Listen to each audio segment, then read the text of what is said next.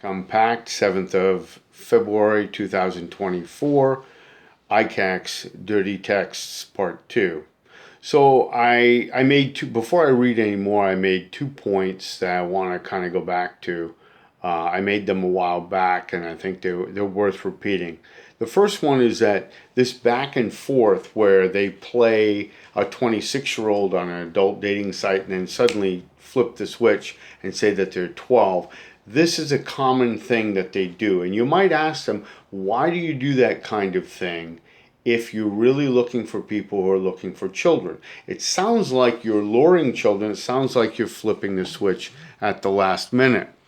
Well, they do that deliberately, and they do it frequently. And then they tell the court a story as if they were investigating you the whole time, but that's not what they're doing. They're merely appearing, going after you as an adult. When you show any interest, they flip the switch and say they're 12 or 14. And if you don't immediately disengage, they assume that you have begun grooming. And I'm not sure that makes any sense. In fact, sociologically, that's extremely problematic. But what it does do is deliberately creates a confusion, a cognitive dissonance in the person's mind, the mark, the one that they're targeting, the one that they have no predisposition to think that this person has any interest of an untoward nature against a minor. Because the person stays, the person works through the confusion. Wait a minute, you told me you were 26, now you're 12. I don't understand why you're doing this. And the second point I want to make is what's missing in all these texts is context. We're reading them out of sequence. Sometimes we're reading just bits and pieces. And if you look at and we weren't there. If you look at the entire context, you're wondering, I can speak from personal experience, what is going on here? I know with me, I had 3 distinct phases of thoughts. One was that this was a lovesick kid who was looking to get together with an older person. And I immediately said I wasn't interested several ways. The second thing is when the police officer, in my case, Detective Bauer, pretended to be somebody I was involved with, an actual person named Zach, and pretended to be that person. He tried to argue at pretrial that I knew all along what he was doing, and I was deliberately pretending that the 26-year-old or 24-year-old that I was involved with was actually, I knew all along the person was 14. I don't know how you could arrive at that conclusion. The person's name was Zach. It wasn't Alex VA. I had mistakenly typed it in the wrong block because I was busy, and I would have known right away if the detective had said, wait a minute, this isn't me, you must be thinking of someone else. But he played along. He took on the role of Zach and incorrectly pretended to be somebody he wasn't. That's impersonation. It's against federal law. But when you're a police officer, there's no bottom. You can do pretty much whatever you want. And the third thing I thought finally when I realized, the second thing, when I realized that I had typed mistakenly in Alex VA's text box, he flipped out, and I was mortified because I had inadvertently made a matter that I was trying to make better worse. And so as our conversation continued over the next few days, it was apparent to me that this kid was acting like a trafficked kid. And if you look at, I pulled up what the Virginia State Patrol has on their website about traffickers, and you might find this interesting as I read a little bit further on it here. Yes, traffickers can be any age, race, gender, nationality. Victims can. Traffickers might use violence, manipulation, false promises of well-paying jobs, or romantic relationships. I didn't indicate anything, but I did suggest that he get work and that I could help him get a job. And of course that fits right in with their narrative that that's what I was trying to do, is to harm someone. Of course, that's what you might do for any neighbor or any friend or what I did when I recommended lots of kids for lots of things at school. Um, Traffickers look for people who are susceptible for a variety of reasons, including psychological or emotional vulnerability, economic hardship, lack of a social safety net, natural disasters, or political instability. The trauma caused by traffickers can be so great that many do not identify themselves as victims or ask for help. They may not even know their age or how long they've been trafficked. And they may or may not seek out help in highly public settings. You look elsewhere on their trafficking website, and they indicate that victims of trafficking do sometimes escape their traffickers enough to send a message, an email, or something of that sort. And this is consistent with what teachers get as training on the subject. So I was thinking I was leveraging my training. I didn't know exactly what the police had in store for me. In part 3, I'm going to be showing some of the pictures that the police post, and you can decide for yourself if this person is underage. That adds, of course, to the confusion and the reason why people are wondering: are you role playing? Are you why are you lying about your age because you don't look it? And here we have going back to Josh here. Josh is just saying, well, I have a real question about who you really are and whereabouts you live. You probably live in Moses Lake. Well, let's hang out, says the police officer. I'm confused, dude. I mean, that's up to you. And he said the only way he would hang out is with some permission at Taco Bell or something. And I'm not saying that we're going to have any kind of fun that you're talking about. And the 12-year-old police officer, right? The 12-year-old persona says, I'm not into smoking, just talking and smoking, excuse me. And Josh says, your voice sounds older than you are. And they had a phone conversation, exactly what they got me to do, a phone conversation. The police officer, Detective Bauer, said, you asked for a call. Well, I asked for a call reluctantly after I tried everything else. And I wanted to speak to the guardian or the parent. At this point, though, I wasn't sure that the aunt wasn't actually a trafficker. He says the one part wonders if you're genuine and the other wonders if you're a cop.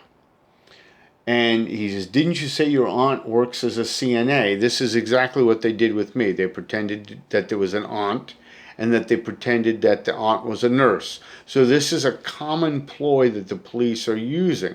So if you see this or you hear about this, this is what they do. This is the second or third attempt I've seen. They did the exact same thing with me 6 years before.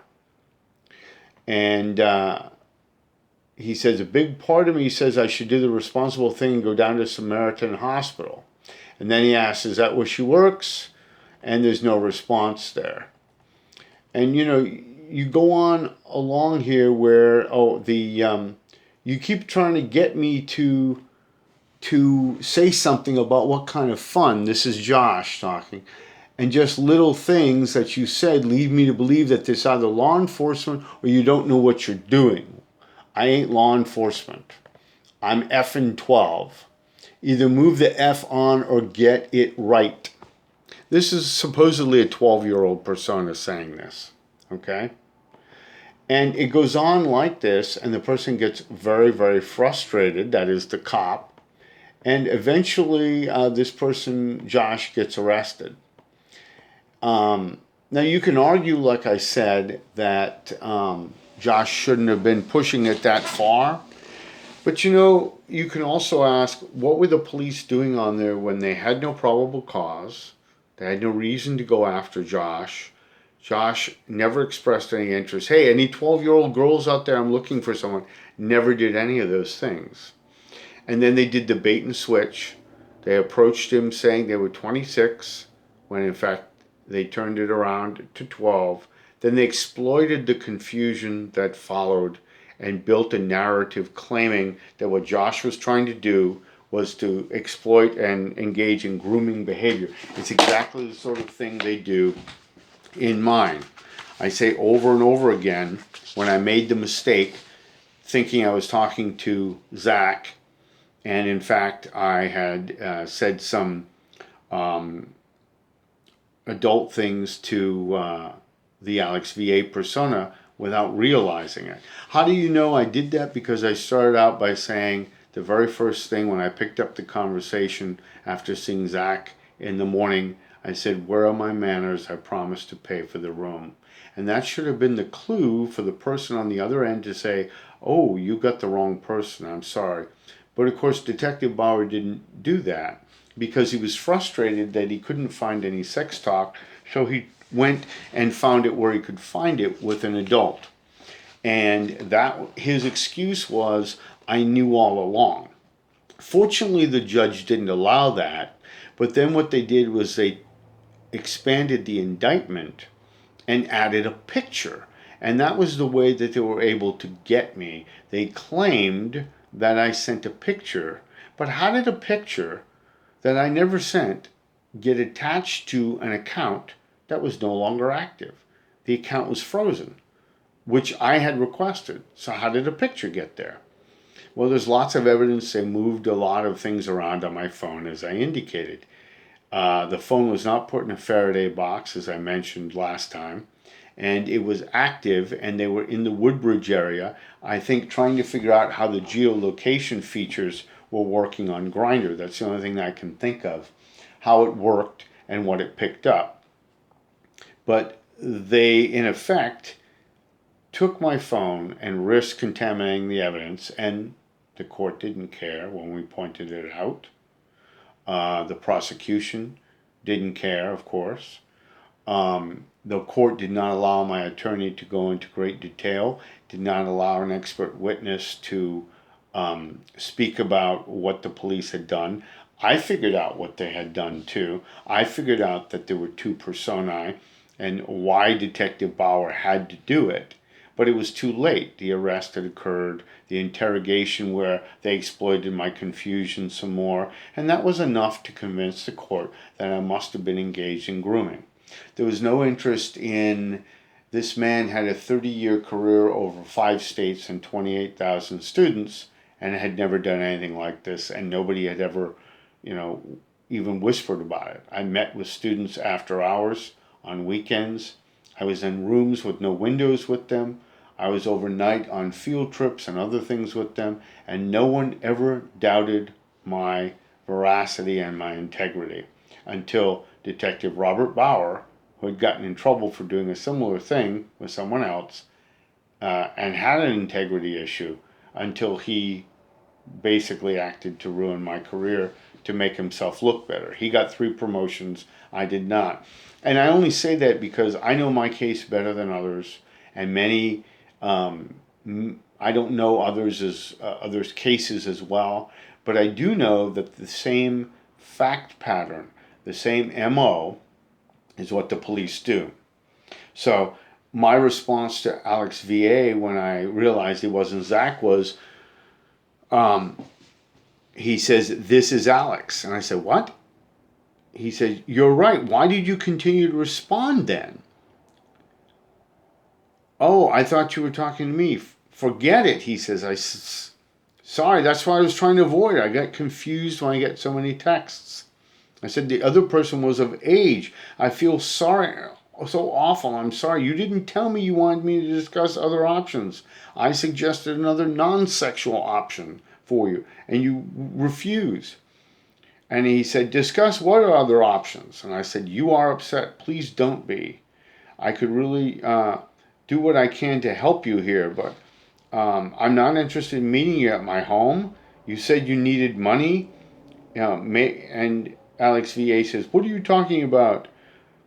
Cutting your lawn? This is stupid." I said, "Yes, it is. You want something with an adult. That's a bad idea, don't you see?" But none of that mattered to the court. I said, I made it worse thinking that I was communicating with an adult I met. I didn't realize who I was talking to here. And all the time, Detective Bauer was impersonating an adult in violation of federal and state law, and they had nothing to say about that. And so they used this bit of confusion to twist it around and make it appear that I was doing something other than what I was doing. They took advantage of the fact that people have libidos, that they have interests and needs, and those needs are not exploitative of children, but they did it anyway. Yesterday I received a call from a man out of state in Maine who told me about his storied career in overseas markets, teaching and working with youth in a fine arts program where he developed some really fine work. And instead, they destroyed his life by many years later coming after him. There has to be some kind of accountability, some kind of discernment between exploitation of youth and trying to help youth. And the police don't care because they make a lot of money racking and packing and stacking charges and extorting plea deals. Because once they have you, then they try to get a plea deal. I'm one of the few who did not plead guilty, but to be fair, I was not faced with what others have faced. I'm not sure what I would do if I had been put in a position where I had to somehow face 30 years in prison. I was facing 5, and I still refused to plead guilty to something I didn't do. So, as I round out this second installment, reading some of the texts and going back and forth, I may return to it later, but I think it's important for people to realize, as I summarize here, that the police are going on adult dating sites without cause for no reason. They're not looking for children to rescue. They're looking for people to frame. They know it. We know it. That's what they do.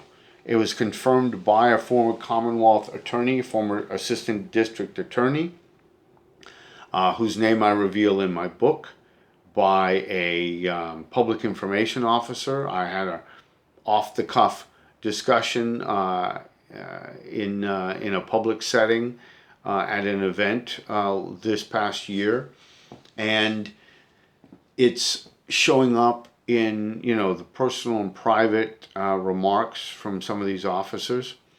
And what's interesting about this is that all of these people know full well that the dangerous people are not on adult dating platforms at all. They're on the deep and the dark web. They are in plain sight running human trafficking rings. They know it, but where do they spend the great bulk of their time? Getting so-called sting victims saved, supposedly. They trot people out who are on the dating sites. They don't trot traffickers out in front of everyone. They don't track people on the deep and dark web. They're hidden away to the extent they find any, because that's harder work. That takes more effort, and they might not have anything to show for it for some time. So they go after people who are not expressing any interest for children, and they weave a crime around them. I really appreciate feedback. If you are interested in this podcast or rather this YouTube video, we are still doing a podcast. It's coming out here. We've got to get it moving here in February. But if you are interested, make sure that you subscribe and give me some feedback. I know it's not a professional job. I'm doing the best I can. If anybody out there is a professional, we'd love to hear from you. And I look forward to producing the next installment in the next couple of days, where I show the pictures that are pimped by police to entice and induce people to commit a crime they wouldn't ordinarily commit. This is Norman Michael Ation, ICAC Unpacked. Thank you for watching.